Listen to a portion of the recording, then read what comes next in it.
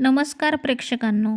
आजच्या भागात मालिकेत प्रचंड गोंधळ, भावना आणि धमाका पाहायला मिळतोय बरं का.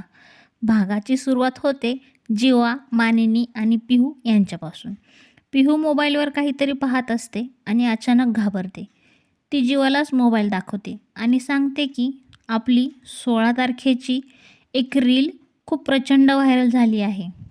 त्या व्हिडिओखाली जीवा आणि त्याच्या कुटुंबावर अतिशय घाणेरड्या खालच्या दर्जाच्या कमेंट्स केलेल्या होत्या. जीवा त्या कमेंट्स वाचून पूर्णपणे हादरतो आणि विचारतो, लोकांना इतकं अधिकार कोणी दिलं आपलं वैयक्तिक आयुष्य चघळायसाठी. मानिनी त्याला समजावते, शांत राहायला सांगते, पण जीवाचा राग अनावर झालेला आहे. इकडे दुसरीकडे रम्या आणि वसू या सगळ्या प्रकाराचा आनंद घेत असतात. त्यांच्या चेहऱ्यावर समाधान असतं, कारण त्यांचा प्लॅन यशस्वी झाल्यासारखं त्यांना वाटत असतं. रम्या म्हणते, हे तर फक्त सुरुवात आहे, पुढे अजून मोठा धक्का बसणार आहे. आणि खरंच पुढचा येणारा धमाका जो आहे तो लगेच येतो.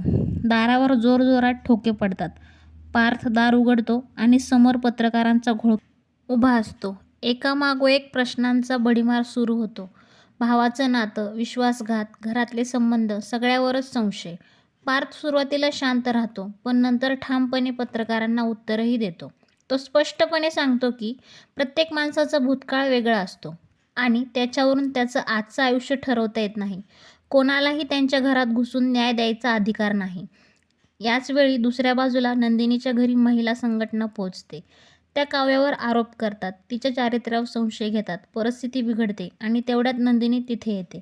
नंदिनीचा अवतार पाहून सगळे थांबतात, पण ती ठाम शब्दात सांगते, माझ्या बहिणीवर बोलायचा तुमचा कोणालाही अधिकार नाही. माझ्या घरात येऊन माझ्या माणसांचा अपमान सहन केला जाणार नाही. नंदिनी काव्याच्या पाठीशी खंबीरपणे उभी राहते. काव्याच्या हाताला लावलेला काळा डाग जो आहे ती स्वतः पुसते. हे दृश्य थोडं भावनिक ठरतं. इकडे जीवा पार्थला मिठी मारतो. तो सांगतो, आज तू माझ्यासाठी उभा राहिलास ते मी कधीच विसरणार नाही. मात्र रम्या आणि वसू यांचा आनंद क्षणात मावळतो. त्यांचा मोठा डाव फसलेला असतो. भागाच्या शेवटी एक मोठा ट्विस्ट पाहायला मिळतो. नंदिनी वकिलांना भेटते आणि थेट म्हणते, मला फास्ट ट्रॅक कोर्टातून घटस्फोट हवा आहे. आता प्रश्न हा आहे की नंदिनीने अचानक हा निर्णय का घेतला? खरंच हे नातं आता संपणार आहे का? आणि पुढचा धमाका नेमकं काय असणार आहे? हे सगळं जाणून घेण्यासाठी पुढचा भाग नक्की पहा आणि त्यासाठी आपल्या चॅनलला सबस्क्राईब जरूर करा.